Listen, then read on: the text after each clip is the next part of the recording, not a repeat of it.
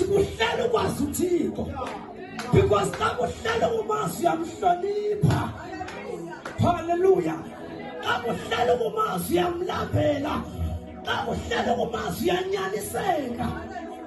Hallelujah.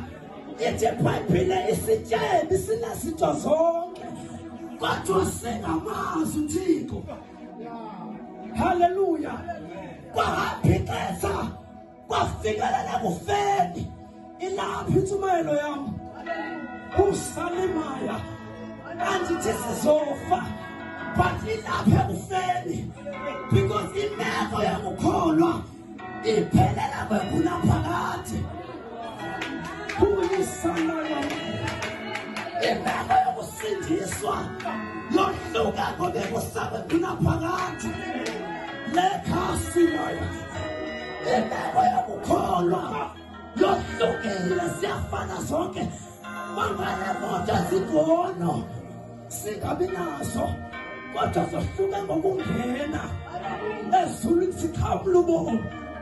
Ithi iBhayibhile lamadoda safisa ihlwempu kuqala saye sifubeni sika-Abraham, apho besazi khona uThixo wasisendaweni yabantu abamaziyo.